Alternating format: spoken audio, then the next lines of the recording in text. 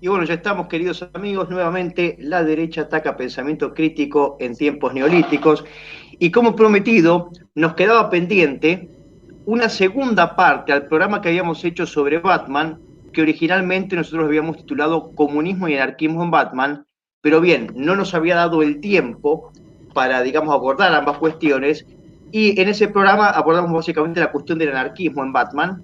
Pero bueno, en esta segunda parte, en esta continuación, abordaremos ya más propiamente la cuestión del comunismo en Batman y seguimos con estos programas donde iremos analizando junto a especialistas distintas películas, en general películas icónicas, etcétera, y ir analizando el mensaje, muchas veces oculto o semioculto, de determinadas películas, como ya hicimos, por ejemplo, con Tolkien.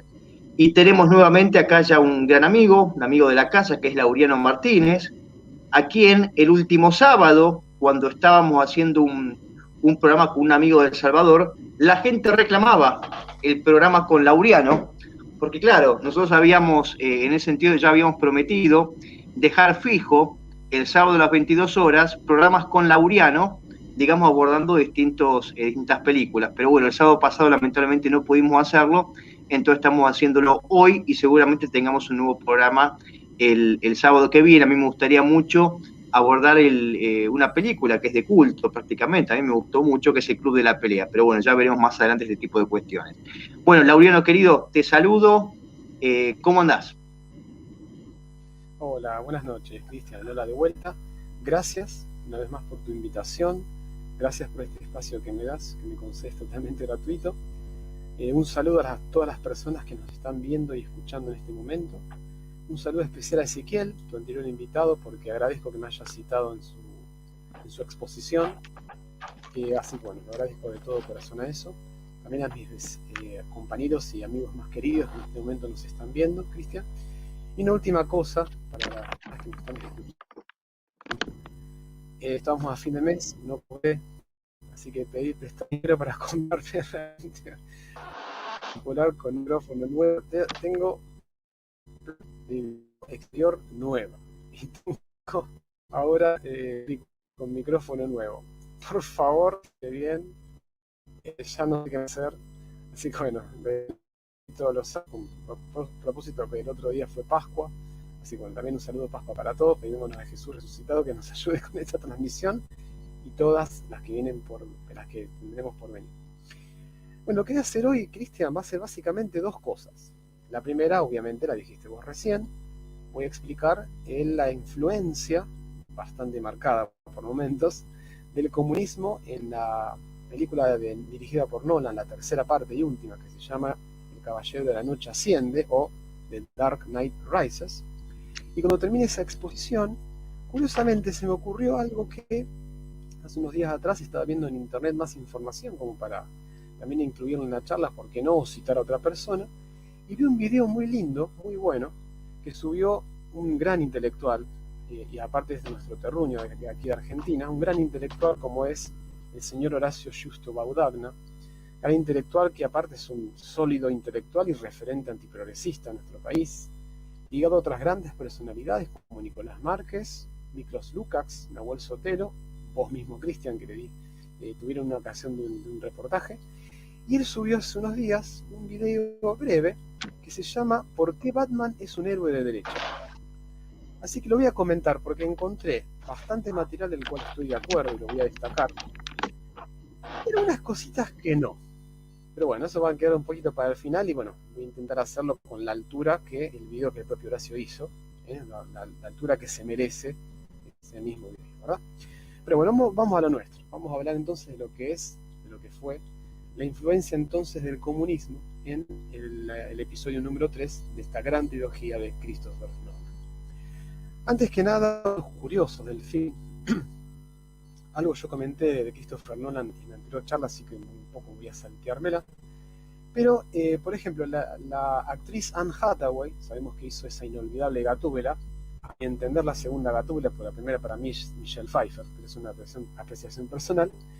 Sin querer, una doble de la actriz Anne Hathaway rompió una cámara de enorme valor monetario que hizo que se retrasara más la filmación. De hecho, ya venía retrasada desde antes. Después, otro dato curioso.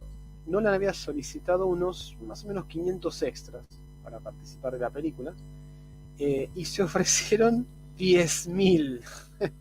Y de hecho para trabajar ad honorem, por lo cual, bueno, el propio Nolan tuvo que hacerlos pasar por un duro momento de selección.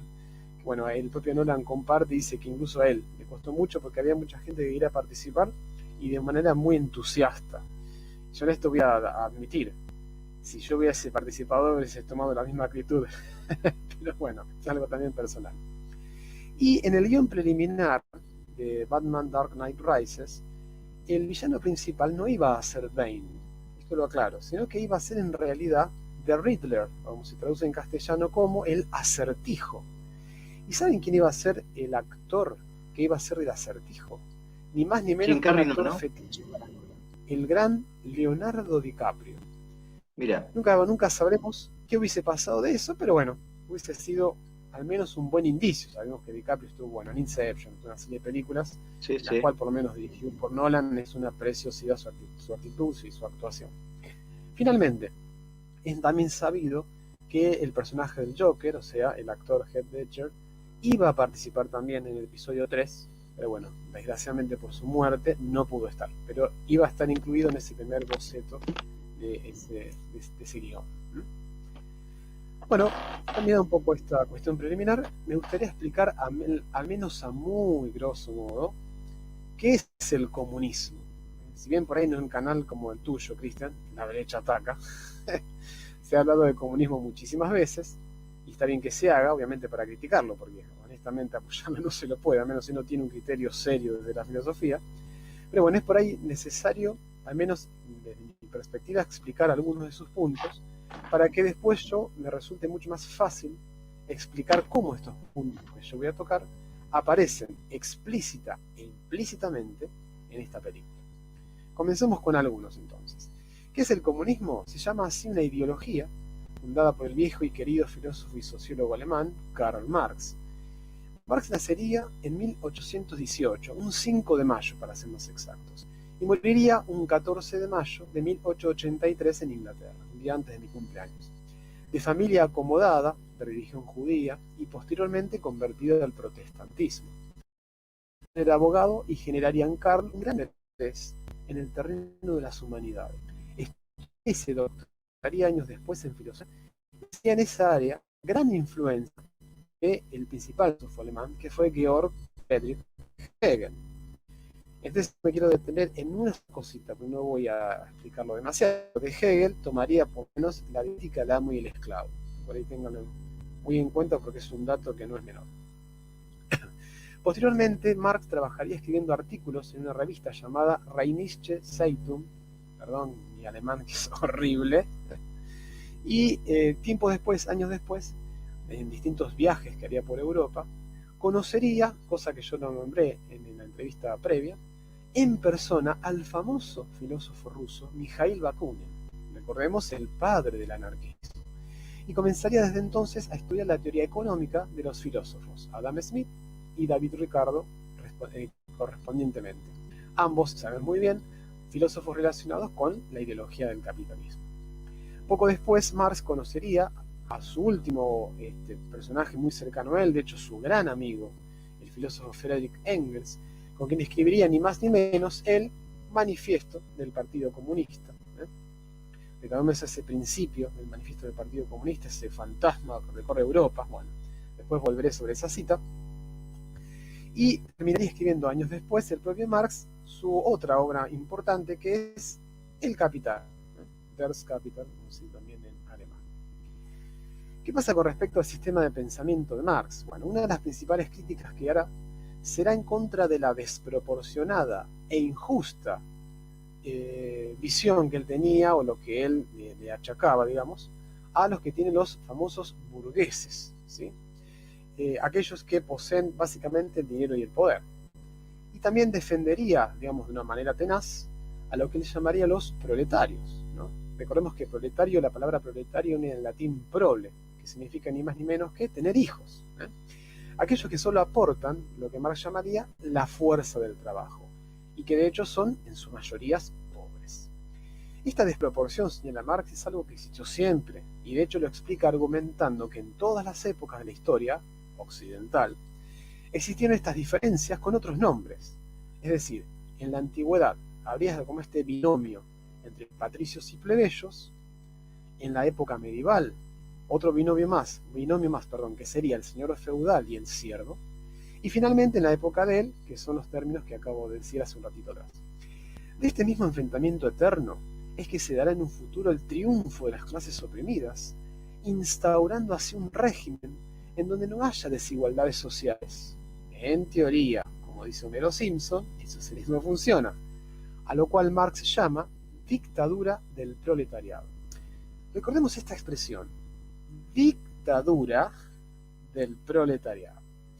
Marx explicaba que en la sociedad, junto también lo hace con Engels, existe lo que él llamaba la pirámide social. ¿Qué es esta pirámide social en palabras muy sencillas? Es como el capitalismo pensó y organizó a la sociedad, al menos en la cual Marx vivía.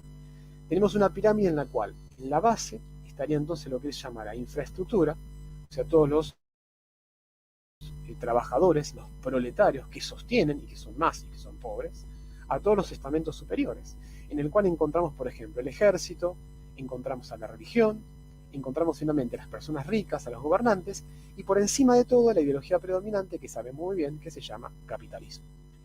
Estos soldados, estas fuerzas de choque o estas fuerzas de seguridad, generalmente son explicadas por Marx y con Engels con la expresión nosotros te disparamos.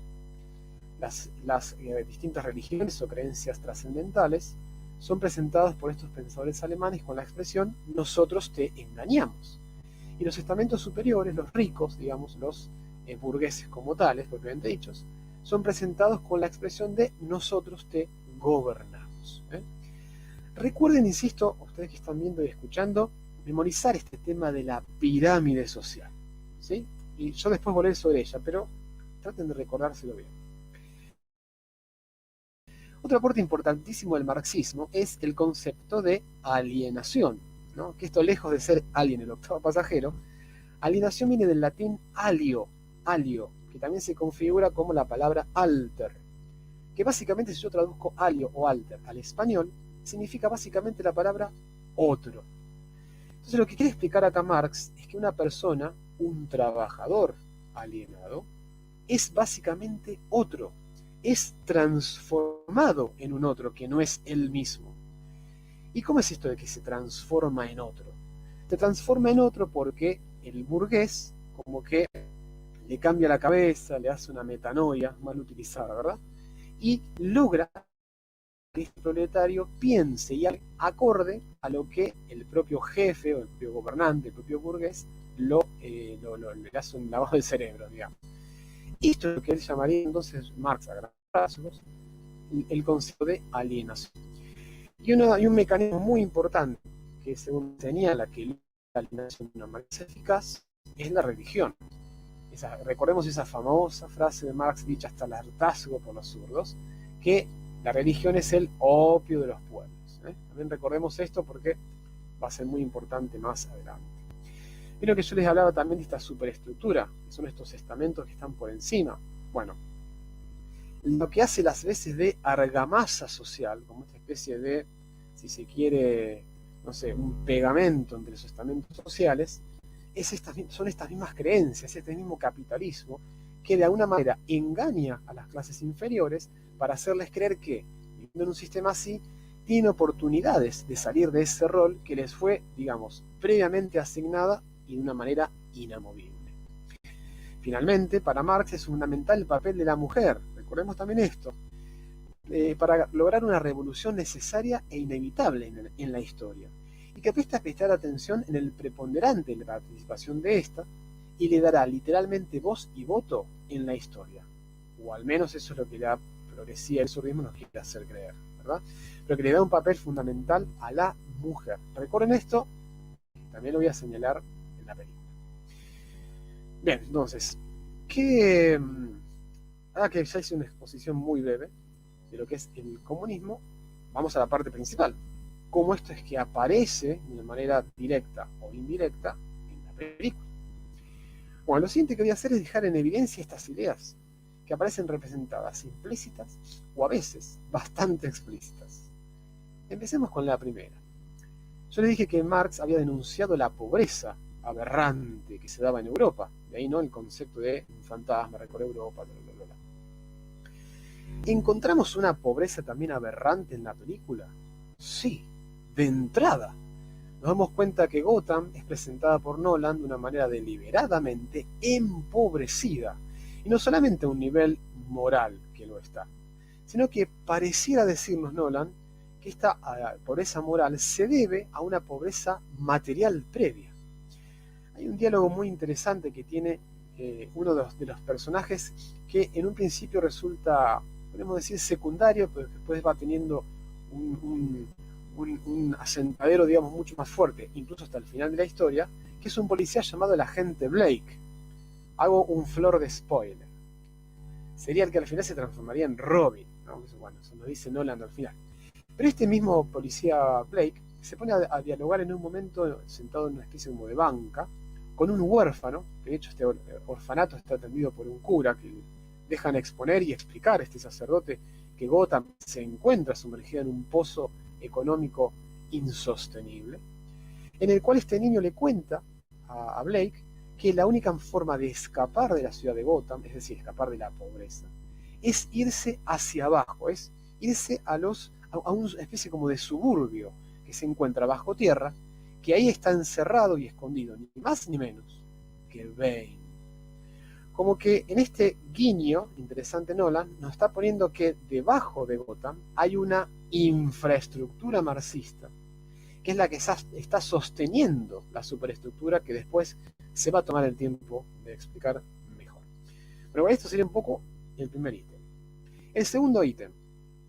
Cuando les comenté que Marx señala esta diferencia entre pobres y ricos, lo hace explícitamente en su libro Manifiesto del Partido Comunista, en donde, ya lo dije varias veces, comienza diciendo, cita, si lo puedo encontrar acá, cita, un fantasma recorre Europa, el fantasma del comunismo. Fin de la cita. Es interesante que otro personaje que va apareciendo y anexándose en la historia es el personaje de Selina Kyle. ¿Quién es Selina Kyle?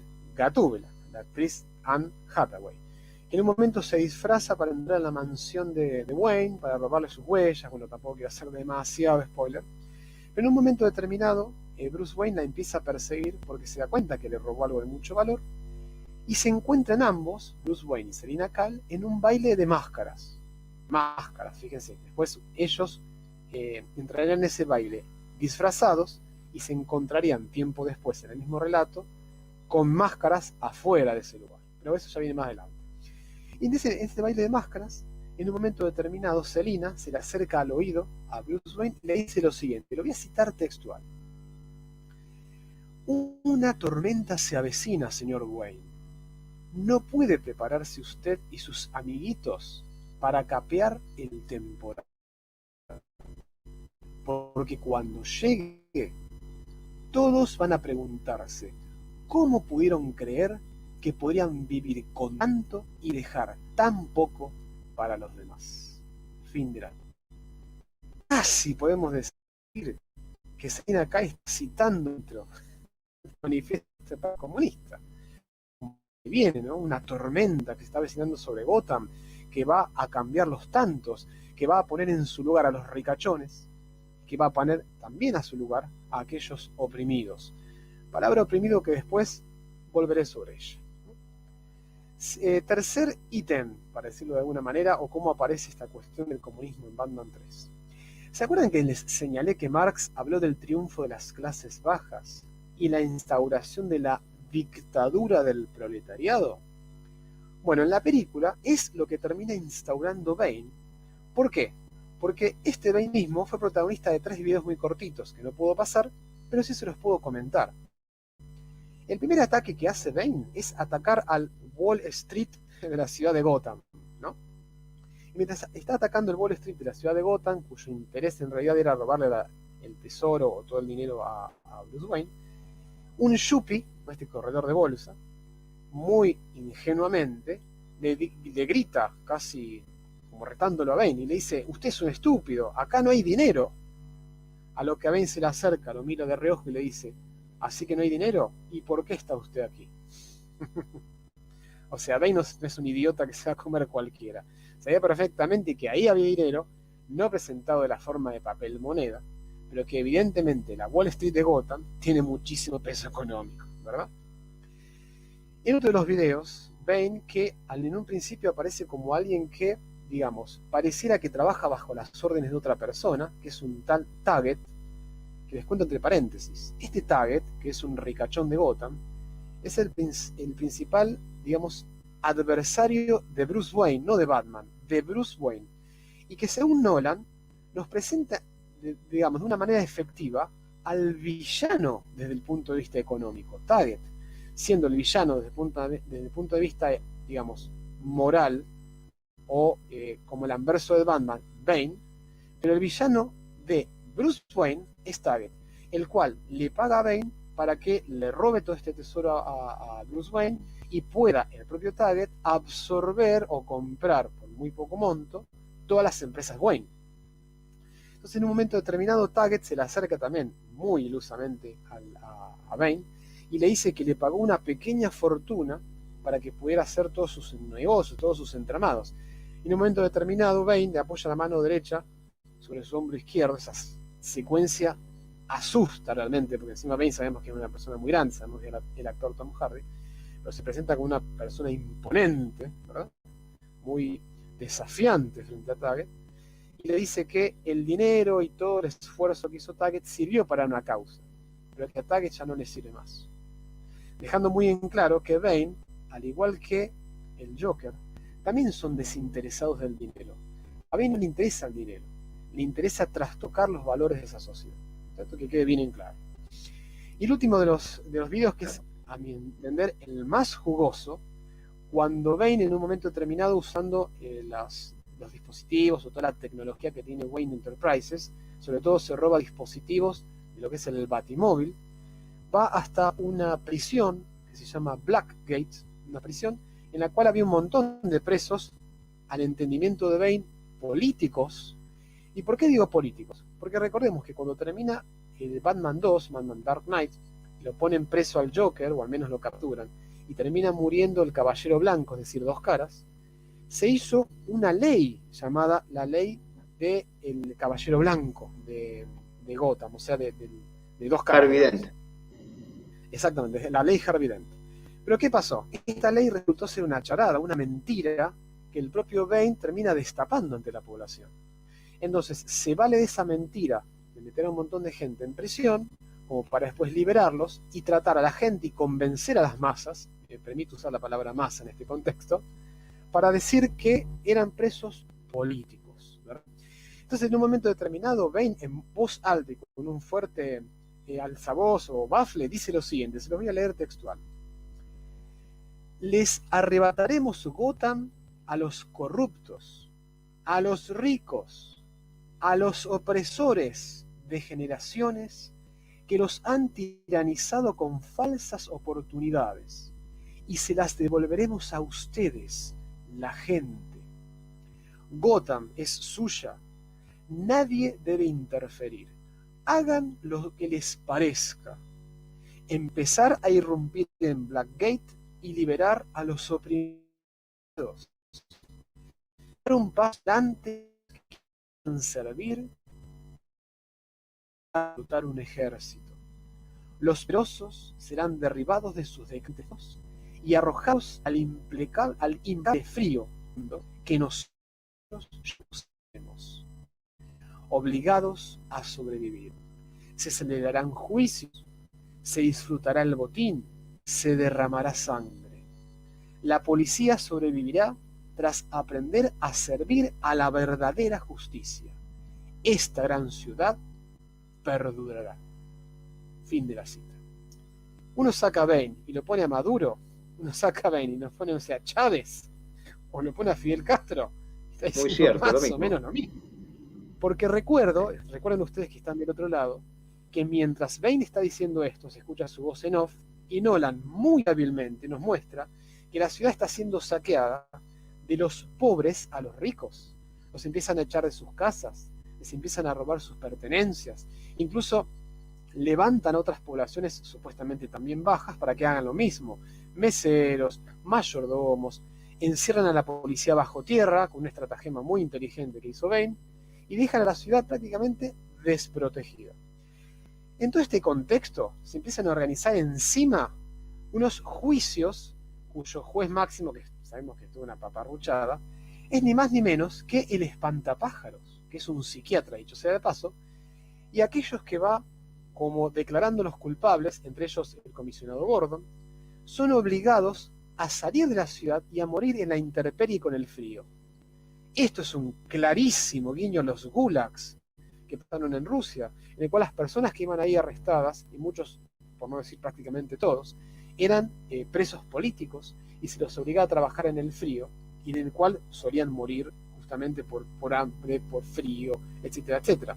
Los gulags, para por ahí los que no saben bien de qué se trataba, eran como los campos de concentración de Stalin. Claro. Hay un filósofo muy interesante para analizar y leer, se llama Alexander Solzhenitsyn. Aparece citado en una película que se llama Cloud Atlas. En un momento, si querés, Cristian, podemos hablar de esa película porque es muy buena. Yo tengo el libro porque la verdad que la película me encantó. En el cual Alexander Solzhenitsyn, dicho sea de paso, entrevistado por nuestro periodista Nicolás Kazantzeu en la época de la guerra en Malvinas, Alexander Solzhenitsyn escribió un libro muy bueno que se llama Archipiélago Gulag, en el cual Solzhenitsyn, que fue un ex comunista, después se volcaría a la fe cristiana ortodoxa, haría una denuncia con todas las de la ley, explicando cómo operaba este principio del terror en las políticas comunistas que se aplicaron en su querido país. Él va a explicar cómo las brigadas rojas entraban en las casas de las personas, se robaban gente, asesinaban en plena calle, denunciaban a los que estaban en contra del régimen, mandaban a expulsar incluso a aquellos que tenían algún tipo de, o querían pasar algún tipo de información al exterior. Inclusive tenemos, casos aberrantes como el robo de niños. Y dicho sea de paso, los rusos, y esto lo dice también Solzhenitsyn, les encantaba violar mujeres. Ahora que tanto se desgarran las vestiduras diciendo, no, porque el derecho a la mujer y patatín y patatán, violaban mujeres. Y ni hablar que en Cuba, por ejemplo, esto lo dice muy bien Nicolás Márquez, había campos de concentración para homosexuales, que les obligaban a comer sus propias heces, ¿no? La izquierda se ha comportado siempre de esa forma, y por eso es que Nolan, muy hábilmente en su película, lo deja entrever muy, pero muy bien. Sigo un poquito más entonces, y terminaré un poquito con esto. ¿Se acuerdan que también les hablé y expliqué un poco? Antes que me olvide, otra gran filósofa, esto lo hablaba hoy en la mañana con una compañera profesora de filosofía, Florencia, si está viendo esta entrevista. Somos compañeros de filosofía, de docente de filosofía en el Colegio Nuestra Señora de Los Ángeles, acá en Rosario, y hablamos de una gran filósofa, gran filósofa, que tiene otro libro muy bueno, en donde expone sin tapujos cómo todos estos regímenes horrendos, como el nazismo y el comunismo, se impusieron una crítica de terror y una política de terror, que fue la gran Hannah Arendt. Tiene un libro muy bueno, se llama Los orígenes del totalitarismo. Yo se los recomiendo que lo lean, está carísimo, yo se los recomiendo que lo lean, en el cual también se hace una denuncia de estos regímenes del horror, y que por esa misma denuncia que ella hizo y cubrir en lo que sería el juicio de Eichmann, sería expulsada, por ejemplo, del seno del judaísmo. Pero bueno, eso lo podemos ver en otra gran película que fue X-Men Days of Future Past. Quedará Cristian quizás en otro momento. Ahora demasiadas ventanas, pero por ahí no puedo cerrarlas todas. Volviendo un poco a Batman 3. Yo le hablaba entonces del concepto de alienación, ¿sí? Le explicaba, ¿no?, que cuando un trabajador se deja llevar y es oprimido mentalmente, digamos, por su burgués, y que le obliga a comportarse y a defenderlo, ¿no? Esto en el lenguaje de los comunistas se llama esquirol. Es este trabajador que se pone en contra de los compañeros de trabajo, etcétera, etcétera. Entonces el concepto de alienación, según Marx, queda concreto con aquello que atenta a la voluntad del trabajador en ajena.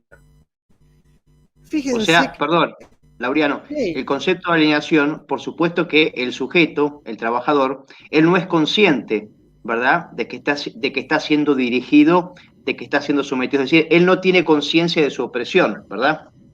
Exacto. No tiene conciencia de clase, lo digo así en palabras bien marxistas, ¿no? Me encanta que acá en Argentina un periodista estúpido le encanta decirles a los opositores que son desclasados. No sé si lo sentiste nombrar a un tal Brancatelli. Bueno, Oh, hablando de periodistas estúpidos. Y un poco volviendo acá al tema de la película, este concepto de la alienación lo aplica muy hábilmente, Bane, en esa secuencia en la cual él está dentro de un partido de fútbol americano y secuestra en un momento a sí. un científico que es el único que puede desarmar la bomba nuclear que él pone en Gotham como para amenazar a la ciudad y que de hecho ni siquiera las fuerzas de defensa nacional pueden entrar a la ciudad, además hace estallar puentes y demás. Bueno, qué interesante que Nolan, siendo la ciudad norteamericana, nosotros acá en Argentina sería en otro contexto, pero ahora se van a dar cuenta, pone un ejemplo de la alienación en una cancha de fútbol. En una cancha de fútbol, ¿no? Sí, Aquello sí. que por ahí nos recuerda a nosotros al vino y al circo, ¿no? Recuerdan cuando fueron las grandes crisis de los partidos, sobre todo en democracia, que están fallando, son prácticamente todos, fallando a nivel económico, la vieja confiable, como dice un meme muy conocido, utilizan siempre el fútbol para todos, ¿no? Creo que ese es un guiño maestro que hace Nolan para darnos cuenta de que quizás, si no nos damos cuenta, eso también nos puede alienar y fijarnos mucho en cómo va nuestro equipo preferido, dejando de lado que cobramos una miseria, que hay mucha inflación, que no se baja el gasto público, etcétera, etcétera, etcétera. ¿Sí? Es que, El perdón, último tema te que voy a interrumpo un desarrollar. segundo. Ya te Sí, dejo. Vos fijate que justamente el proceso de alineación, y esto lo ha tratado muy bien los hombres de la escuela de Frankfurt, lo que ellos detectan, que esta alineación se da especialmente en los periodos de, digamos, de dispersión, de entretenimiento del individuo. Es decir, que el sujeto está no solo alienado, supuestamente sometido en su lugar de trabajo, sino incluso en, digamos, cuando está en sus tiempos libres, ¿verdad? Esto es lo que dicen que vendría a ser, digamos, lo perverso, porque se adoctrina al individuo en todo momento. Cuando descansa, lo están adoctrinando, lo están preparando para volver al trabajo y cuando trabaja, bueno, para ser supuestamente una máquina, ¿no? En favor del capitalismo, no sé qué cosa. Pero, perdón, es muy importante esto del adoctrinamiento a través del entretenimiento, sea un partido de fútbol o lo que fuere. Sí, perdón. sí, seguro, Cristian. Aparte, ya que estás nombrando el tema del entretenimiento, acá en Argentina es bien sabido que nos entretienen con muchas otras cosas. Y si bien para nosotros no es un tema para nada menor el tema de la palabra que empieza con abo y termina con rto, pero bueno, también se utilizó eso con fines políticos para distraer la mirada y que nos estemos peleando en los propios argentinos, ¿eh? Y no concentrarnos todos en sacar nuestro país adelante, ¿no? Eso para mí es Bueno, el pan y circo. importantísimo. Eso, o sea, El pan y no circo del circo, populista. pan el circo, sino también desde otros lugares o de otras estrategias, ¿verdad? Bueno, esto lo deja ver Nolan muy, pero muy bien. Y un poco el último evento o guiño que aparece en Nolan en el comunismo en su tercera película. ¿Se acuerdan que yo les hablaba del papel de la mujer? Del rol del cual supuestamente la izquierda están abocado a defender a la mujer y sus derechos y ser oprimida Sí. y patatín patatán. Esto lo explica muy bien Laje. Y él de hecho habla del texto que escribió Engels, ¿no? Sobre la sociedad, así que no lo voy a desarrollar ahora. Pero ¿cómo aparece esto en la película? Bueno, en el papel fundamental que tiene un personaje femenino, que es la verdadera villana, que es Talia al Ghul, o sea, la hija de Ra's al Ghul, que moriría en la primera película, ¿sí? Y que Talia al Ghul fue en realidad la verdadera villana porque ella era la que le daba las órdenes a Bane. No fue ni siquiera Taggart, sino que fue Talia al Ghul. Sabiendo ella de antemano qué es lo que Bruce Wayne iba a hacer, junto con Selina Kyle, junto con la resistencia que estaban organizando escondidos, ¿verdad? Del régimen, escondidos del régimen, cuáles eran los próximos movimientos que van a hacer, etcétera, etcétera. Ella siempre sabía todo, o sea, de una forma magistral, al menos desde su pensamiento, desde su organización como plan, pero va a poner entonces Nolan como evidente, como llamativo, el papel entonces de una mujer en este contexto de una ideología evidentemente comunista. ¿Qué crítica se le puede hacer a esta película? ¿Qué conclusión yo al menos le daría? Bueno, en un primer momento se trata de una versión que deja entrever un evidente militar. ¿No? Esto es prácticamente en todas las películas, en esta más concretamente, porque fíjense que muestra un poco a los policías como los buenos, los hablados, que salieron de abajo la superficie de Batman, de Gotham, y se enfrentan, ¿no?, con estos seguidores de Batman, como estos seguidores de Bane, que en un momento se agarran las piñas, no sé por qué las piñas y tienen armas de fuego, pero bueno, nos muestran como abnegados, bueno, una cuestión bastante militarista, por un lado, que por ahí no es tan bueno esto. También el final de la película, con respecto a la opción que hace Bruce Wayne digamos, de dejar de lado su vida como superhéroe.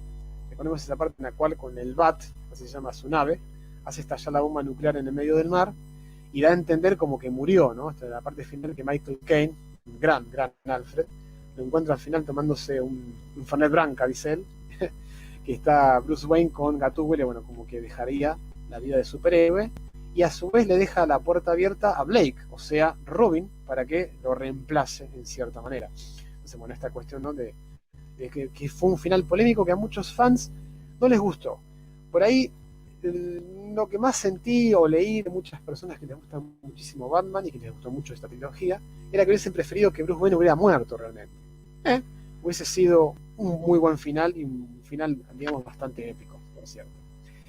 Y finalmente, la tercera crítica es, bueno, la postura comunista, ¿no?, que dejé en evidencia, y fue presentada en la película con sus aspectos meramente negativos, o te debería decir, sus únicos aspectos, porque decir que el comunismo es decir algo negativo, bueno, Nolan lo hace de una manera magistral.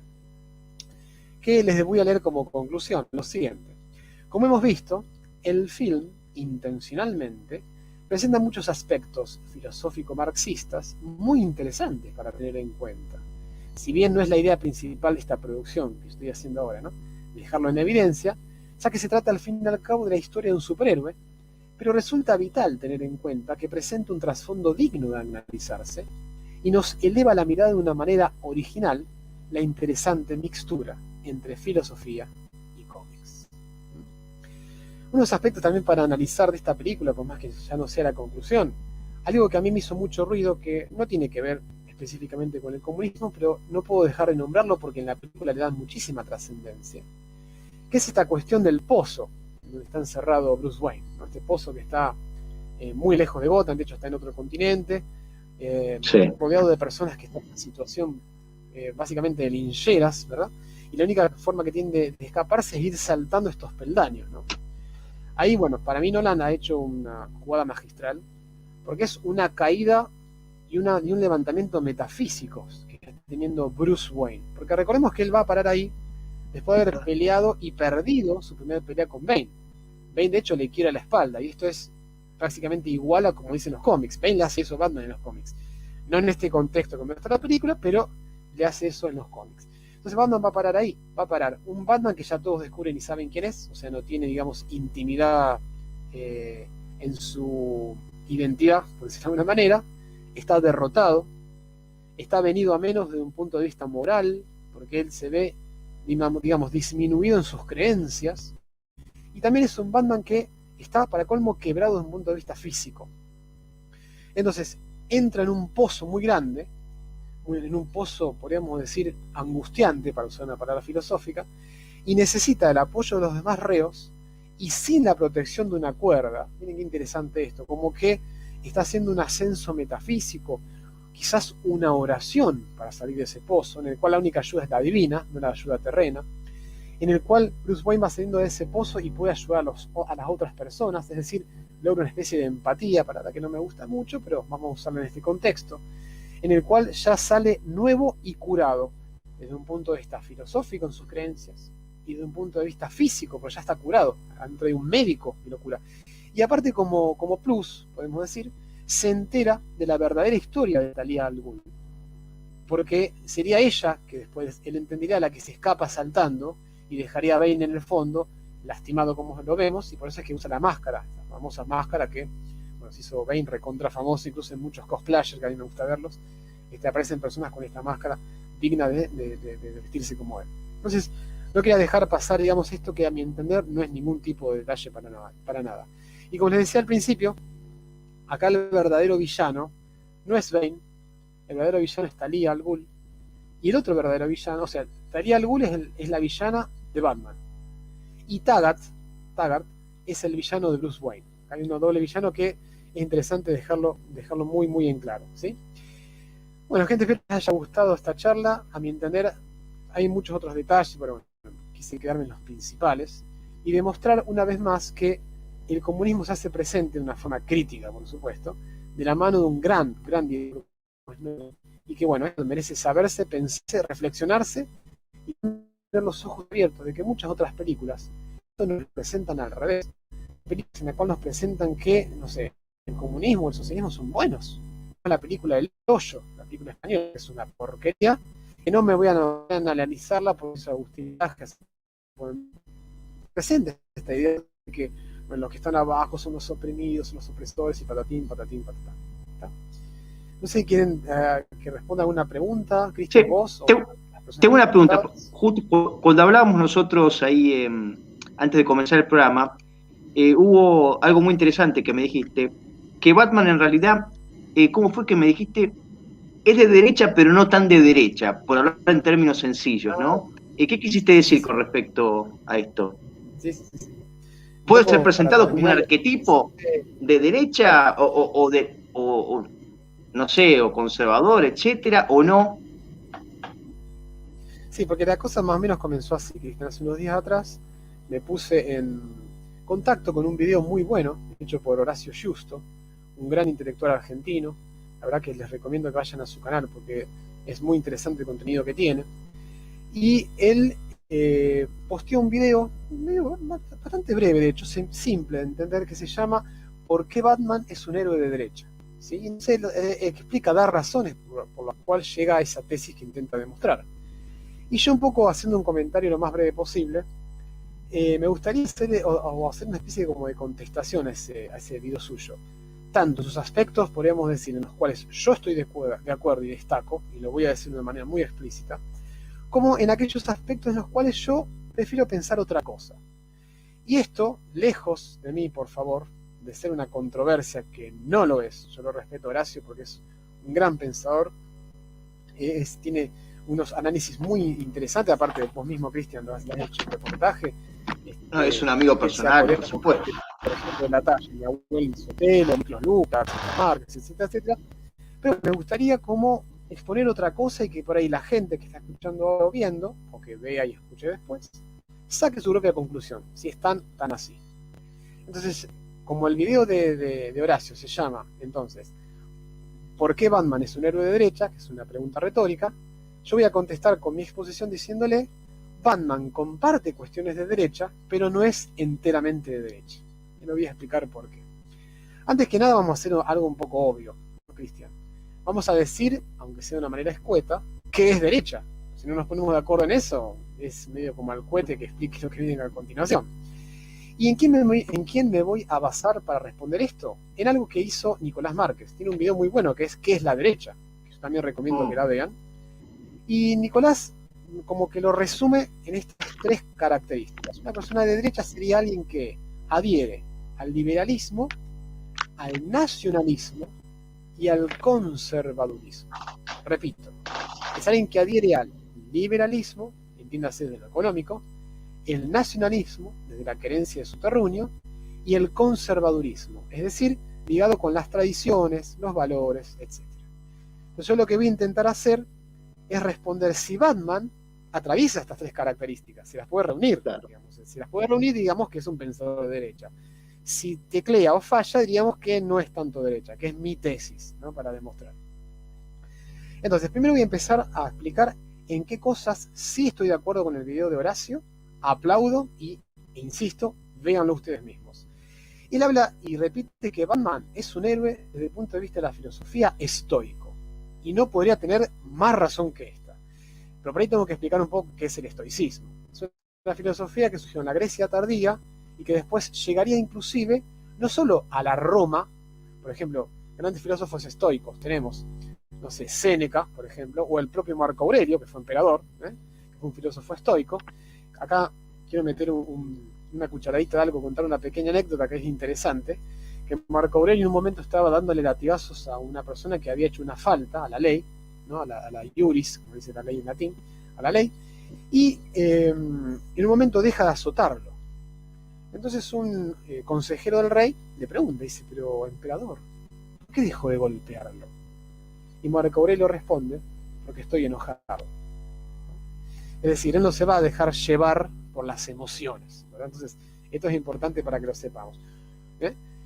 Es más, el estoicismo se expandió tanto, incluso después del Imperio Romano, que si alguno de nosotros, que supongo yo estaremos familiarizados con la Biblia, se van a fijar que en Hechos de los Apóstoles, cuando San Pablo y Bernabé llegan al Areópago, se encuentran con filósofos estoicos y epicúreos para dialogar. Es muy interesante de señalar, pero bueno, eso quizás sea para una charla de otro día. Pero bueno, entonces la filosofía del estoicismo es básicamente aquella en la cual el ser humano no debe dejar llevarse por sensaciones, sentimientos, la parte afectiva, porque de hecho para ellos eso no es sentimientos veces. O sea, un animal también llora, ríe, se asusta. Entonces la cuestión aquí sería ejercitar o explotar el atributo más importante que nos hace realmente seres humanos, la razón. Esto no es algo que antes hayan dicho los estoicos, lo dice Aristóteles antes. De hecho, Aristóteles habla del ser humano como un animal racional, un zoon, loon, noon, un animal racional. Pero bueno, los estoicos lo llevaron un poco más al extremo y van a decir que lo racional es lo que nos hace seres humanos, la esencia, ¿verdad? Y este tema del estoicismo, ¿aparece en Batman? Sí, por supuesto. O sea, ¿cuántas veces Batman podría haber matado al Joker si se dejó llevar por su ira y no lo hizo? ¿Cuántas veces Batman le han disparado, se han cansado de dispararle muchos malhechores? Él podría haber contestado de la misma manera, pegándole un balazo. Porque les cuento, Batman en los primeros números aparecía con 2 pistolas. No es que nosotros lo vemos hoy en día que tira batarangs. No, el Batman original tenía pistolas, en las cuales disparaba. Pero bueno, esto nos hace ir un poco al origen, ¿no? al año cero del personaje, ¿verdad? Bueno, Batman jamás hizo eso. O sea, tienen claro muy bien sus objetivos y no va a dejar que sus sentimientos interfieran, vamos a decirlo de esta manera. Por eso se es estoico. En ese sentido, Horacio tiene todas las de ganar. Segundo aspecto que estoy de acuerdo con su exposición, cuando él habla del arquetipo junguiano, que lo dice varias veces, y explica de una manera, a mi entender, por lo menos magistral, cuando dice que los enemigos de Batman son los enemigos que hoy en día podríamos decir mentalidades posmodernas, o enemigos copitos de cristal, ¿no? Copitos de nieve. Por ejemplo, él habla de que el Joker representa la locura, que es la locura que nosotros tenemos que tratar de no caer en ella. ¿Cuántas personas por ahí se dejan llevar por la locura? Es en cualquier cosa en la cancha, ya que hablábamos antes, ¿no? Que por ahí uno los ve afuera de la cancha, son y se comportan de una manera, pero adentro de la cancha son y se comportan de otra. ¿Cómo puede ser esta ambivalencia en su personalidad, ¿no? Desearle la muerte a alguien simplemente porque no comparte colores, es absurdo. Claro. Bueno, esto lo señala muy bien Justo, ¿no? Cuando habla de que los enemigos de Batman son eso. Explico uno más, no lo hago todos porque quiero que la gente vea el video. Pero, por ejemplo, dice que Poison Ivy es la representación de la ecología, y esta locura por la ecología, que incluso hace que el ser humano, nosotros, tratemos de mejor forma a un árbol que a otro ser humano, y por eso hay aborto, por ejemplo, ¿no? Entonces, bueno, es interesante lo que presentan de los adversarios de Batman. Yo no solamente que estoy de acuerdo, sino que voy a agregarles algunos más. Por ejemplo, hay un enemigo de Batman que se llama Ra's al Ghul, que es el que aparece, dicho sea de paso, en la película de Batman 1, Batman Begins. Y Ra's al Ghul, con Liam Neeson, un gran actor, Liam Neeson, que aparte también trabajó en Star Wars, que es otra serie que a mí me gusta muchísimo, Star Wars. Pues, sabes que creo que es católico y conservador, pero no importa, eso lo haremos en otro momento. Bueno. Me parece. Bien a eso. Lo voy a buscar bien. Pero bueno, la cuestión que Liam Neeson, que aparece como Ra's al Ghul, el personaje de Ra's al Ghul en los cómics es un personaje que vive eternamente. ¿Y por qué vive eternamente? Porque se mete en unos pozos, fíjate qué nombre curioso que les pone estos pozos Ra's al Ghul, que son los pozos de Lázaro, como el personaje bíblico, ¿no? ¿Para qué? Para poder recuperarse sus enfermedades y poder vivir para siempre, ¿no? Y entonces esta cuestión, según mi propio criterio, siguiendo el de Horacio, veo perfectamente que en Ra's al Ghul está representada estas ansias del hombre posmoderno por querer vencer a la muerte, por el vivir el aquí y el ahora, despreocupándose del futuro, despreocupándose de su ancianidad, ¿no? Por eso que también toma determinados medicamentos como para mantener erecciones, etcétera, etcétera, ¿no? Desinteresándose del cuerpo, no ser un forever young, como decirlo de esa manera. Y otro personaje que yo destaco muy interesante para analizar es un ventrílocuo, ¿sí? Un ventrílocuo, que tiene a un personaje muy pequeño, como si fuese un Chasman y Chirolita, para decirlo de alguna manera, y que el villano no es el ventrílocuo, sino el personaje chiquitito que tiene una metralla. Ese es verdaderamente el villano que Batman tiene que enfrentar, el titiritero, ¿no?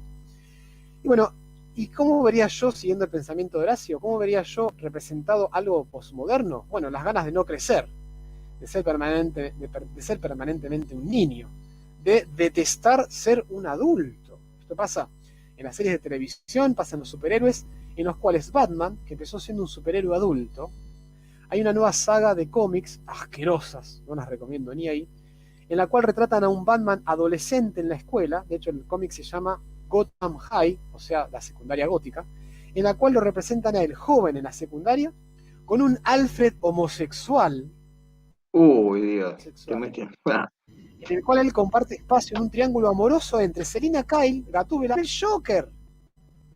Un espanto. Al mejor estilo, entonces, Red Way, un espanto. No se lo recomiendo. Pero bueno, el ventrílocuo vendría a ser este personaje que se niega a crecer, ¿no? Como una especie de síndrome de Peter Pan, para decirlo en sí. Y este otro personaje más que yo agregaría, no tengo que explicarlo demasiado, el propio nombre se va a encargar de explicarlo por mí, que es un personaje que aparece en los cómics y también aparece en los videojuegos de Batman, ya que Horacio dijo que él juega los videojuegos de Batman, que yo también lo hago, que es un personaje que se llama Anarquía. Anarquía. Es un villano aquel que vence en el videojuego, es un villano que es importante en los cómics y bueno, es anárquico. Se lo expliqué en el programa pasado cuando hablé del Joker. Laureano, ¿te puedo interrumpir un segundo? Sí. Porque justo se me ocurrió, bueno, ahora vas a hablar de, cuestiones capaz que vos tenés otra mirada con respecto a este Batman de derecho, conservador, pero justo se me estaba ocurriendo, te lo quería preguntar hace bastante, porque vos fijate que supuestamente las intenciones de esta secta de Ra's al Ghul, o como se llamen, ellos dicen en realidad que quieren restaurar, ellos hablan incluso de un declive moral. ¿Me escuchás? Sombra, una cosa así. Sí, te escucho perfectamente. La Liga de las Sombras, The League of Shadows. Y ellos dicen, vos fíjate, que en tanto peor, mejor. Es decir, que ellos quieren contribuir a que se termine de destruir todo para de ese modo poder restaurar, digamos, Gotham. Pero fíjate vos digamos, lo perverso del mensaje y lo confuso. No sé si entendés a lo que voy. Ellos hablan, incluso el propio Liam Neeson, habla que hay un declive moral, habla, por ejemplo, de la prevalencia del asesinato, etcétera, como algo malo, lo dice Liam Neeson. Pero claro, la tesis de él, ¿cuál es? Esto tiene que terminar de destruirse para recién poder comenzar a construir. Es decir, que no estaba de acuerdo con Batman o Bruce Wayne en resistir, ¿verdad? Ese estado catastrófico. Es decir, hay que ayudar a que todo termine de pervertirse. Sí. Eso tiene una explicación. Mira, la Liga de las Sombras, la filosofía subyacente, si digámosla así, es la misma filosofía subyacente que está en Rorschach, un gran personaje de The Watchmen, un gran cómic escrito por Alan Moore, que algún día si querés lo podemos hablar, que está la película dirigida por Zack Snyder, que es muy buena también, como el personaje de Marvel llamado Punisher. ¿Qué tienen en común los tres? O sea, la Liga de las Sombras, Punisher y Rorschach, que son maniqueos. Son maniqueos. Es decir, rechazan todo lo que ellos consideran enemigo. O sea, como la maldad es tan grande en Gótica, la humanidad está tan pervertida, matémoslos a todos, y total no van a volver nunca, ¿no? El maniqueísmo tiene este problema, por eso es una herejía, la iglesia la ha percibido hace siglos, es una herejía porque está negando la libertad, es decir, niega que una persona se pueda redimir. Entonces la muerte de Cristo fue al pedo, la muerte de Cristo fue al pedo, porque si no, no se pueden redimir todos. Por eso es una gran herejía. Bueno, la Liga de las Sombras, Rorschach y Punisher son maniqueos. Este es el gran problema que tiene el trasfondo. Bueno, yo haciendo una especie de traspolación porque el maniqueísmo al fin y al cabo es una creencia religiosa. Pero ¿cómo hacer una traspolación hacia el plano político? Y bueno, cuando yo no adhiero a tu pensamiento, soy un falocentrista, machirulo, gorila, opresor, bla, bla, bla, bla, bla. Todo eso también es maniqueísmo. Así que es lo más básico de lo más básico. Ya combatido por la iglesia hace siglos, Pero bueno, vamos a retroceso. Como vemos, esto tampoco es nuevo lo que voy a decir, el progresismo atrasa, y atrasa siglos. Bueno, quiero ir un poquito, Cristian, a contarte por ahí los aspectos discutibles que yo tendría con el video de Horacio. Dale. Y lo dije al principio, que voy a someter, digamos, a Batman a ver qué tan liberal, nacional o conservador es. Vamos a verlo. Y con esto, para hacerlo, me voy a basar obviamente en cómics. En cómics y en películas, no voy a decir porque a mí me parece. Voy a usar 2 cómics que tengo acá, muy buenos, recomiendo a la gente que se los puede comprar o tenerlos, que es Arkham Asylum. Es un cómic de la hostia. Acá habla Batman y la noción de locura que tiene en Arkham, porque Arkham es el manicomio donde están encerrados el Joker, bueno, el Pingüino, todos los enemigos de Batman. Y otro cómic que es muy bueno, que se llama Batman Tierra 1. Acá, me confundo con la cámara. Batman Tierra 1, que es un cómic de la hostia, yo lo recomiendo que lo lean, porque es cuando Batman, mejor dicho, cuando Bruce Wayne se transforma en Batman, o sea, aflora su alter ego, se transforma por primera vez en Batman, vamos a decirlo de esta manera, y qué cosas hace, entre otros.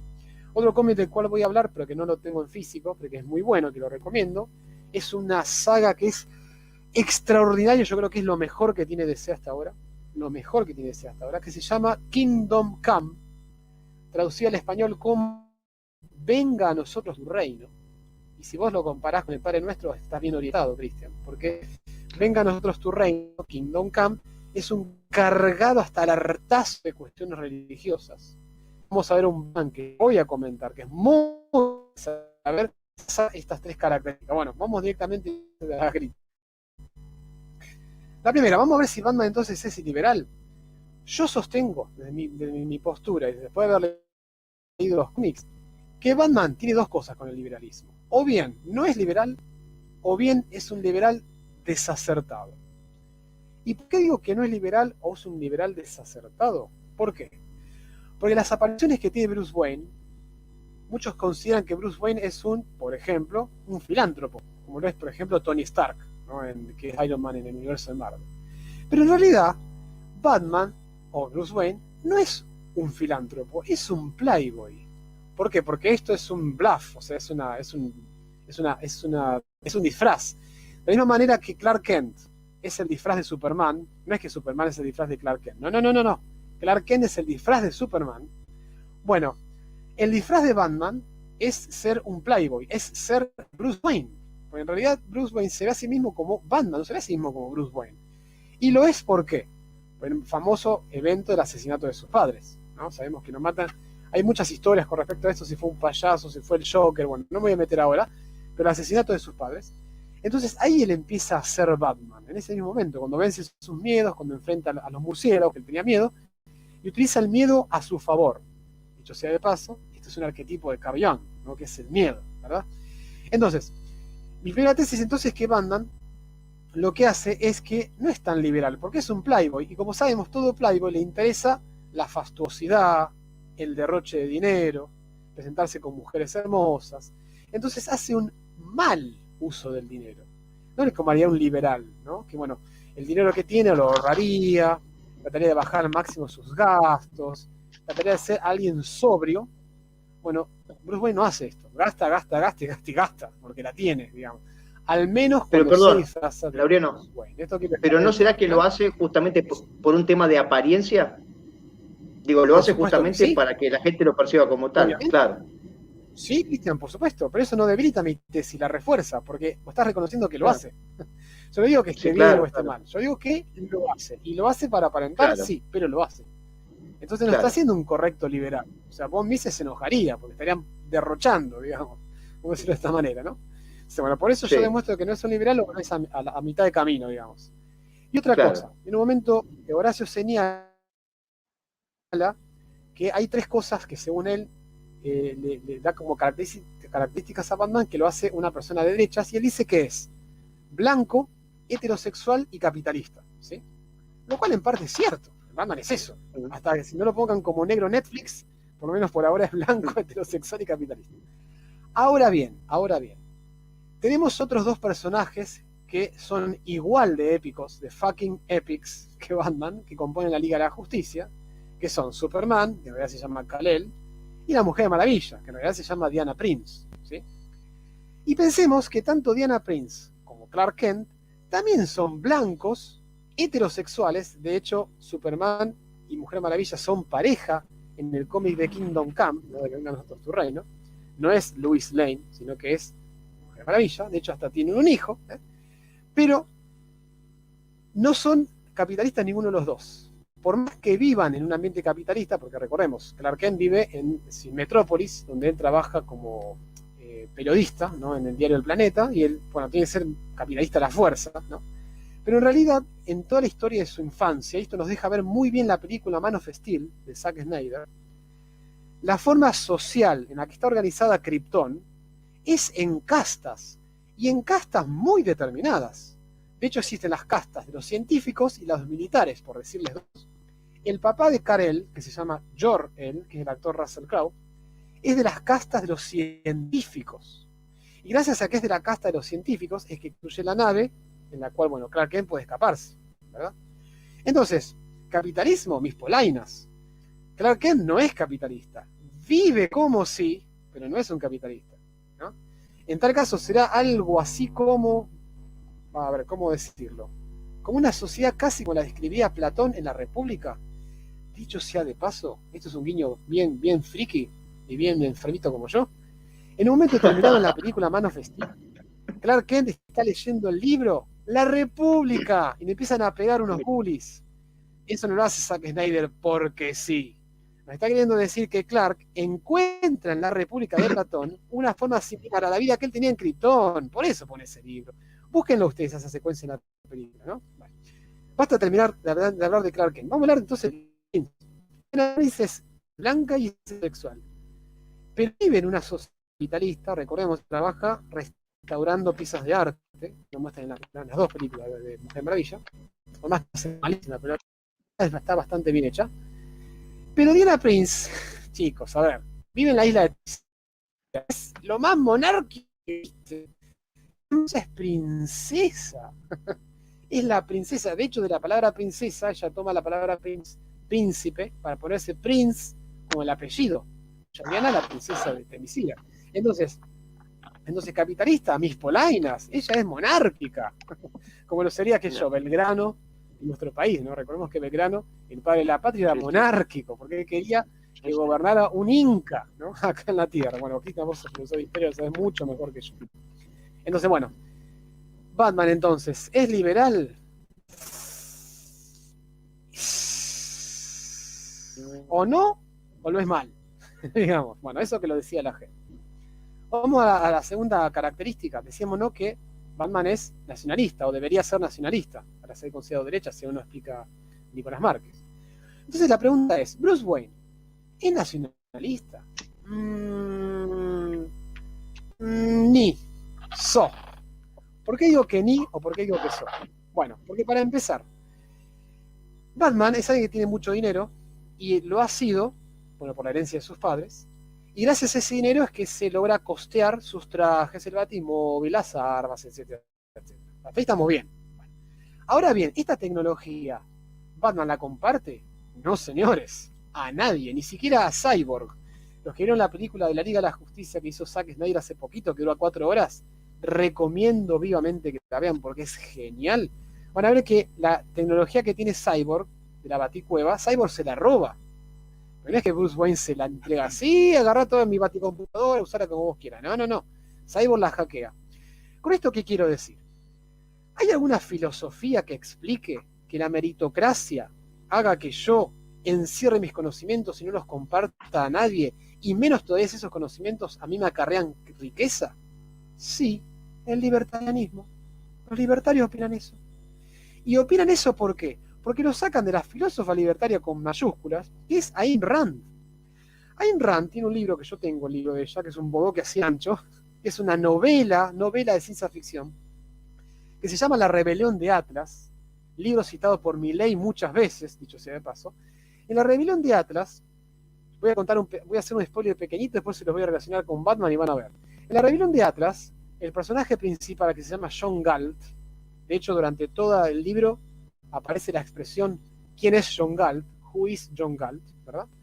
Aparece todo el tiempo. Y John Galt lo que hace es escaparse de la civilización para formar una ciudad a la cual solamente entran algunos elegidos, pero no todos. Los principales, los más importantes, los más ricos. ¿Sí? Esta cuestión de proteger las propias riquezas de las manos del Estado, ¿saben dónde más aparece? En Iron Man.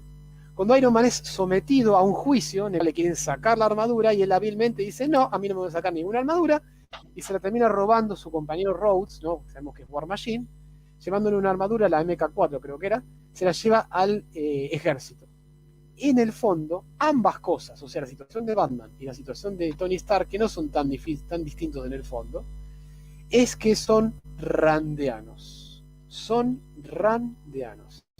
Pero de ninguna manera son nacionalistas. De hecho, Ayn Rand no es nacionalista. Ella era rusa, se fue a Estados Unidos, así que de nacionalismo poco y nada. Así que Batman es nacionalista, más o menos. Y le voy a dar un segundo argumento. ¿Se acuerdan que perdón, dije perdón, cómic ojo, que es el cómic? ¿Cómo, Cristian? perdón, Laureano. Pasa que, bueno, ojo que Gotham sería como el país, si querés, de algún modo. A eso voy. Digo, él defiende. A eso voy ahora. A eso voy precisamente ahora. Estaba por contarles que al principio de esta charla les comenté que hay un cómic muy bueno que se los recomiendo, que es el cómic de Kingdom Come, Venga a nosotros tu reino, ¿no? Ahí se nos muestra un Bruce Wayne viejo, prácticamente anciano, que ya por una cuestión de edad no puede más defender Gotham, porque Gotham es su nacionalidad, llamémoslo de esta forma.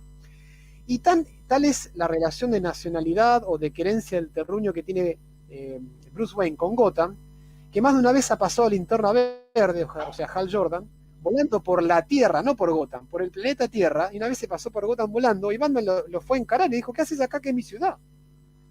Fíjense la ligación tan fuerte que tiene. Pero sin embargo, en el Batman que nos muestran en Kingdom Come, que es un Batman anciano, repito, y ya sin ninguna forma posible, de un punto de vista biológico por lo menos, de ser el protector de Gotham, ¿qué hace? Construye un montón de Bat-robots, que son los que custodian Gotham. Pero ¿qué pasa con estos Bat-robots que él construye? Transforma en una tiranía, en una gran tiranía, de la cual si uno salía de estas políticas que aplicaba Bruce Wayne, uno podía caer o asesinar a estos robots. Entonces, vuelvo a la misma pregunta. ¿Batman es un nacionalista? Y una persona tirana, nacionalista sabemos bien, Cristian, que no es. Porque de hecho la tiranía es lo contrario a ser nacionalista. Igual, ojo, es verdad, acá Marco dice, es verdad, capaz no nacionalista porque tiene varias connotaciones, pero un patriota, digo, yo me acuerdo, por ejemplo, en la 1, cuando él va, vos fíjate que él para adquirir experiencia se va, creo, a Nepal o a Bután, que viste que él está en una cárcel ahí, y bueno, después, por ejemplo, creo que en la 2 se va a Hong Kong a traer un tipo que era un estafador, lo trae de vuelta a Gotham. Quiero decir que él no se queda, digamos, o ni siquiera piensa en quedarse en Hong Kong para terminar con todo, digamos, con toda la lacra de ahí, ni tampoco en Nepal ni en Bután. Él siempre vuelve a Gotham, ¿no? Su querida Gotham, exacto. Por supuesto. Pero ¿qué pasa? Y vuelvo un poco a insistir en esto. En el cómic Kingdom Come, Venga a nosotros tu reino, que tiene que ver con todos los... Tengo que contar un poquito de qué se trata este cómic. Empieza que todos los superhéroes son viejos. Mujer Maravilla es vieja, Superman es viejo, Batman es viejo, Flash es viejo. Hay unos que están muertos, creo que si no me equivoco, Flecha Verde está muerto. Bueno, entonces aparecen unos nuevos superhéroes que intentan suplantar a los viejos, pero con una moral totalmente distinta. Entonces ahí es cuando Batman tiene que poner orden. Entonces pone estos Bat-robots, digamos, como para que nadie se meta en su ciudad. ¿Pero a qué costo defiende a Gotham? Al costo de la pérdida de los derechos individuales de los ciudadanos de Gotham. Acá está el punto al que yo quería llegar. Entonces, un nacionalista, puede ser que Batman sea patriota, no lo discuto, y es cierto, pero nacionalista como tal, si yo voy a pisotear los derechos individuales, nacionalista no estoy siendo, en lo más mínimo. Estoy transformando mi ciudad, mi terruño, en una tiranía. Creo que termina siendo Batman. Y esto se lo echa en cara a Superman, se lo echa en cara a Superman. En un diálogo muy interesante, bueno, lean el cómic. Pero te hago una pregunta, Laureano, porque yo no conocía esto que decís vos. Sí. ¿De qué modo él está atentando contra los derechos individuales? Yo no la conozco, esta situación. Él reemplaza con sus robots a la policía, al ejército y a cualquier persona que quiera entrar a Gótica, porque él es la ley. Él pasa de ser un defensor de la ley a ser la ley. Acá está el problema. Entonces, cuando alguien quiere transformarse en la ley, lo sabemos bien, por lo dijo Hannah Arendt, lo dijo Alexander Solzhenitsyn, se transforma en una tiranía eso, lo dijo Platón, digamos, cuando el tirano Bueno, ojo, excede sus pero poderes, perdón, pero, no, pero hay dictadores que son, o sea, no toda dictadura es mala. Bueno, vos sabés bien la distinción entre tiranía y dictadura. Un dictador puede ser bueno, por ejemplo, o un monarca puede ser, ha habido grandes monarcas que han hecho un ejercicio, digamos, de fuerte, de autoridad. Digo, capaz que no necesariamente porque una persona tenga el poder y haga la ley, no, tiene que ser... no, bueno, ojo, capaz esto no lo podemos concebir hoy, ¿no? Pero hubo claro, realmente obvio. monarquías que fueron Exacto. fabulosas. Claro.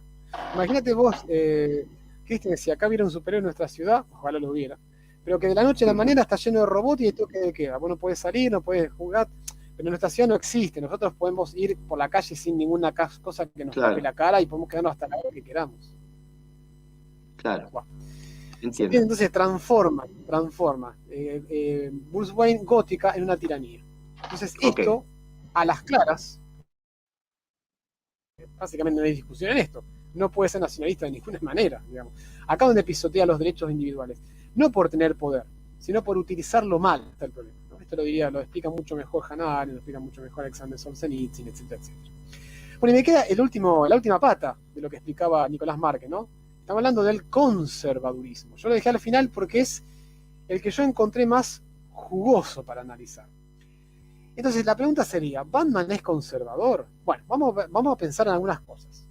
Sabemos perfectamente que ser una persona conservadora no me hace exactamente una persona que crea en alguna religión determinada, pero al menos me hace tener una mirada trascendente. Es decir, que yo deposito el bien y el mal en algo que no es de este mundo, vamos a decirlo así. Porque, ¿cuál es el problema de no hacerlo de esta forma? Vos, Cristian, te has cansado de analizar y explicar al Círculo de Frankfurt. Al ser algo tan materialista, te transforma en relativista. O sea, de ser materialista a ser relativista, hay un paso, ¿verdad? ¿Qué pasó con la Revolución Francesa? Eso mismo, se acortaron el lazo con la ley eterna, fue pura ley positiva y así terminó. Bueno, entonces, ¿a qué voy yo con toda esta explicación previa? Que Batman nunca, o Bruce Wayne, jamás se destacó por ser creyente. Jamás se destacó por ser creyente. Si es un estoico, sí. Si es moral, digamos, inamovible, sí. Pero no es creyente. Para nada. Entonces, evidentemente, superpoder más allá de inteligente, eso está por descontado, porque Batman está como el detective, el mejor detective del mundo, pero sus criterios morales no son trascendentales. Por eso es estoico, porque los estoicos tampoco eran trascendentales. Se movían con la mera fuerza de voluntad. Entonces, para que Batman no sea malo, evidentemente tiene una fuerza de voluntad enorme. Yo creo que no la tiene ni siquiera Superman. Y cuando digo que no la tiene Superman, no estoy diciendo literalmente no la tiene Superman. Porque en uno de los cómics, que se llama Dioses entre nosotros, o como se dice en inglés, Gods Among Us, Dioses entre nosotros, empieza el cómic en el cual Superman mata de un puñetazo al Joker. ¿Y por qué lo hace? Porque el Joker hizo que Superman asesinara a Lois Lane, o sea, su esposa. Entonces Superman no dudó en cambiar eso. Aunque sabemos que Superman es mala imagen de Jesús, pero no quiero meterme en eso, pues cuando analicemos alguna vez Man of Steel, si querés, Cristian, lo desarrolla mejor. Sí. Pero contemos con esto, que Batman y Superman tampoco tienen caracteres o cuestiones relacionadas con sus valores trascendentales. Y que en este sentido Superman es muy noble. En cambio, Batman es un estoico de primeras a últimas. Pero bueno, ser estoico, es decir, no tener valores apoyados en lo trascendental, ¿me hace un conservador? Y no sé. Yo diría casi como que no. Pero no se queda todo ahí, ¿eh? No se queda todo ahí. Voy a fundamentarlo aún más, Cristian. Hay un cómic que yo le voy a mostrar al principio, que es Arkham Asylum. Muy buen cómic. Recomiendo que lo lean. Acá se lo agradezco a mi amigo Leonardo. Leo, se me fue el nombre. Bueno, ya me va a salir. Mi amigo Leo, Yo le agradezco muchísimo que él me prestó estos cómics para poder leer y poder fundamentar de una mejor manera. Perdón, Laureano. Pero, Laureano. Perdón. Voy a conectar. Asylum, sí. Se me está quedando sin batería. Vos seguís hablando. Yo voy a conectar la computadora. Un segundo. Sí, Sí. Ningún problema. Dale. No, que quería decir un poco esto. Ahí está, mi amigo Leo Aquino, ahí está. Si Leo estás viendo este video, gracias a vos que me prestaste estos cómics y a toda la banda de las frikis juntadas. Pero en el cómic este Arkham Asylum, ¿no? o el manicomio Arkham, para decirlo en español, Batman coquetea y está muy cerca de la locura. Muy, muy, muy cerca de la locura, y esto lo hace de una forma magistral el Joker, para arrastrarlo al fondo más recóndito de su inconsciente. Y en este sentido, Batman aún reniega muchísimo más de esta cuestión de los valores conservadores, porque la locura hace que pierda totalmente el norte al momento de comportarse moralmente. Después el cómic avanza y nos muestra que se puede recuperar, bueno, pero no quiero hacer un spoiler. Pero bueno, la locura lo hizo ver el horizonte, un poco quédense con esto. Entonces un verdadero conservador, al tener aferrados sus pies en la tierra por su comportamiento, pero en el cielo por el acervo, digamos, la esencia, digamos, de sus valores, no va a caer en eso, o le va a costar mucho caer. Y si cae en la locura será por una enfermedad, si cae en una locura será inclusive, ¿por qué no?, por alguna cuestión hasta demoníaca, digamos, pero bueno. Segundo ítem dentro del conservadurismo en Batman. Horacio cuenta de que una de las villanas que tiene Batman es Catwoman, o sea, Gatúbela, básicamente. Y que en Gatúbela, Justo explica que Gatúbela representa el feminismo más rancio, más recalcitrante en contra del hombre. Porque de hecho Gatúbela es presentada así en muchos cómics nuevos. Pero, ojo, que en uno de los cómics más nuevos de todos, Batman no solamente que no la combate más a Gatúbela, sino que se termina enamorando y casando. Esto quiero dejarlo en claro. Entonces, si bien es cierto que Catwoman se presentaba con rasgos feministas, pero no es de un conservador esto que hizo Batman, que es casarse, porque si fuese realmente un conservador a ultranza, no le pasa, pero no toca ni con un chorro de agua a una feminista, digamos. Pero bueno, Batman no solamente que la tocó con un chorro de agua, sino que encima se casó. Así que, viéndolo desde esta perspectiva, Batman es conservador, se casó con una feminista.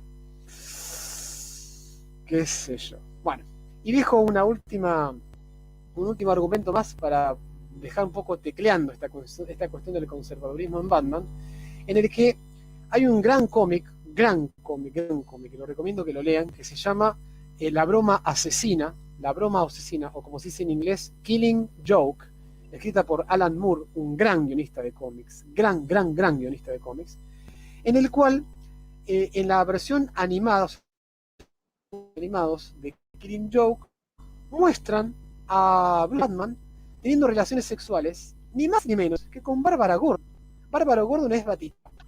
Bárbara Gordon es, como su mismo apellido lo dice, esposa del comisionado Gordon. El comisionado Gordon es el amigo incondicional de Batman, y que es el le da la batiseñal para llamarlo como es necesario, para que se pongan de acuerdo. Habla en el tejado. Sabemos que Gordon es el estereotipo del policía intachable. Y en esa versión animada del cómic, ¿qué hace Batman? Lo traiciona de la peor forma, haciéndole el amor a su hija. Esto es inconcebible. Si yo quiero dejar en claro que Batman lo hace sin haberse casado, no es que Batman, digamos, le es infiel a Batula. No, lo hizo antes. Lo quiero dejarlo en claro.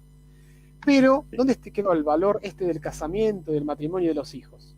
Que son valores propiamente del conservador. Claro. ¿Dónde los dejó? En ningún lado. Porque se dejó llevar por la calentura, como quien dice. Tengo una pregunta. Sin embargo, una cosa. Que Batman, cuando hace esto con la chica, es algo que lo hicieron en la versión animada, porque no está sin el cómic. O sea, esto es una cosa posta que dice una Batman. Por eso quiero dejarlo y rescatar, digamos, a Bruce Wayne de que esto es culpa de los guionistas y no del espíritu más conservador, si se quiere la expresión, del primer Batman que va a aparecer. Pero bueno, sin embargo, con esta metida de gamba, a mi criterio, se deja mucho más en duda el conservadurismo en Batman, si fue capaz de hacer esto, ¿no? Entonces, Laureano, para ahí tengo una terminar. pregunta. Dale. Sí, para ir terminando, hacemos 1 hora y media, pero me estaban preguntando bastante si en pocas palabras vos podés explicar un poco, definir qué sería el antihéroe.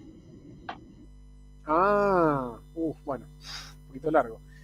Algunas Bueno, nociones básicas después sí, podemos muy volver. básico, muy básico. Si quieren saber lo que es un personaje de un héroe, pueden leer un libro, mira, a ver si sabía lo traía, yo tengo en mi biblioteca. Un libro muy bueno que se llama El héroe de las mil caras, que escribió Joseph Campbell, un gran catedrático, que de hecho de este libro, The Hero of Thousand Faces, se basó George Lucas para escribir Star Wars 1, sobre lo que sería el episodio 4 hoy. El antihéroe sería como lo contrario de esto, ¿verdad? Entonces, le voy a dar algunos rasgos del antihéroe. El antihéroe, por ejemplo, tiene escindida la belleza estética de su belleza moral, vamos a decirlo de esta manera, ¿no? El antihéroe es feo, pero bueno, vamos a decirlo en pocas palabras. Un ejemplo de esto, Shrek. Shrek es un antihéroe. El maestro Mira. Yoda es un antihéroe también, ¿no? Porque tiene estas mismas características. Y digo una segunda y última característica del tema del antihéroe, que el antihéroe generalmente, las cosas le suelen salir, si bien porque es perseverante y puede tener, digamos, una cierta postura ética o una cierta preparación, pero juega mucho el Deus Ex Machina, ¿no? Para que el antihéroe triunfe, muchísimo el Deus Ex Machina. Pensemos, por ejemplo, en la película, ya que estoy hablando de Jack, porque es uno de mis antihéroes preferidos, el mío, en la cual él, cuando va a rescatar a Fiona, transformado en humano, ¿no? Y tiene que entrar al castillo antes que se case, hay una parte en que la hada madrina, que es la mamá del príncipe encantador, ¿no? Que se van a casar en esa boda, que es totalmente ficticia, canta la canción I Need a Hero, una canción bárbara, que a su vez es de la serie de televisión Modelo Masculino, para los que tenemos 30 y pico y 40 sabemos a cuál me refiero, pero Jack tiene que trepar el puente levadizo y lo ayuda el hombre, ¿no? El hombre de, ¿cómo era? No de malvadijo, ¿cómo se llama? El hombre de jengibre gigante. Después su burrito, que está hecho un caballo blanco, lo ayuda a saltar. Él llega, pega un grito. Fue todo un Deus Ex Machina que no queda mal, aclaro, pero que es fruto también de un poco la casualidad o la causalidad, para ser un poco más aristotélico. En cambio, un héroe no tiene estos inconvenientes, para nada. El héroe es, digamos, jerárquico en sus valores, el héroe es jerárquico en su forma de comportarse, el héroe nunca va a vacilar, ¿no? Excepto que sea algo demasiado grande, pero le tenga que mover mucho el piso. Yo contaba recién el tema de Superman, cuando le matan, él mismo en realidad mata a Luis Lane, a su hijo. No, tiene que ser una ocasión súper especial. En cambio, el antihéroe tiene, digamos, como modus operandi este tipo de comportamiento, para decirlo de alguna manera. Le hablé una explicación súper corta. Quería darte, No, perfecto. Cristian, la conclusión final de la charlita de este videito que hice por Horacio, que con esta reflexión, insisto, lejos de crear controversias que yo no quiero hacer, recomiendo vivamente el canal de Horacio. Tiene un contenido de él excelente, antiprogresista. Entren en su canal, él ha hecho reportajes, le ha hecho Cristian mismo reportajes, ha tenido reportaje con Nicolás Márquez, ha cruzado con Nahuel Sotelo, un gran pensador también nacionalista, hablando de todo un poco, ha hablado con el gran o sea, yo recomiendo su canal, y que ustedes, los que están del otro lado, ven estas palabras que yo digo, los lleguen a una conclusión, realmente puede que no sea o no un super.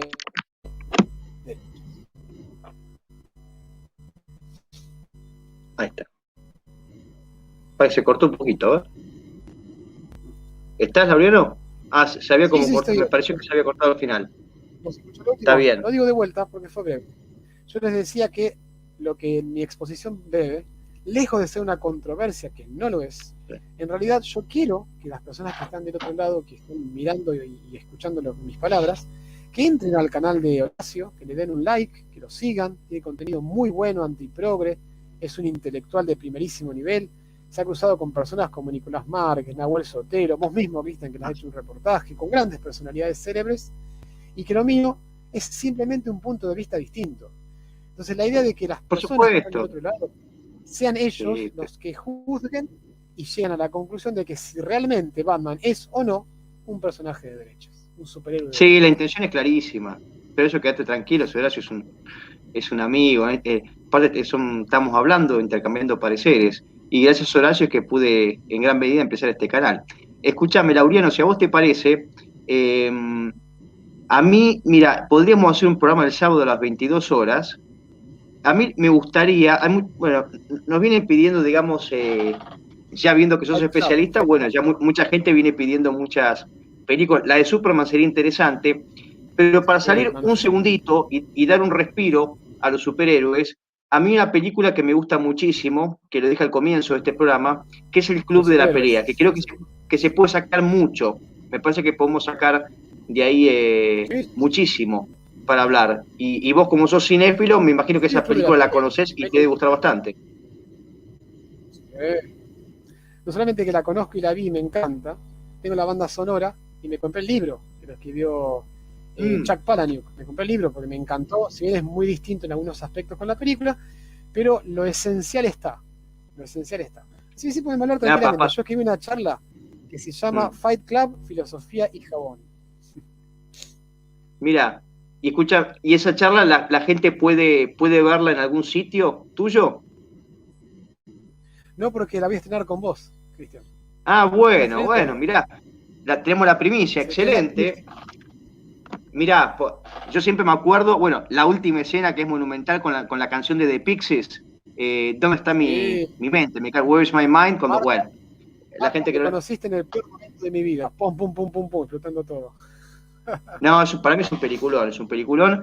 Y si te parece, Verifico. te comprometo ya, 22 horas el sábado, ya le avisamos a la gente, este sábado sin falta 22 horas, con nuestro queridísimo amigo Laureano, filósofo, amante del cine, pero sobre todo amante de la verdad. Así que, bueno, por supuesto, como siempre, invito a que lo sigan a Laureano, en que lo puedan ayudar en lo que pueda ser necesario. Y agradezco a todos que están siempre presentes.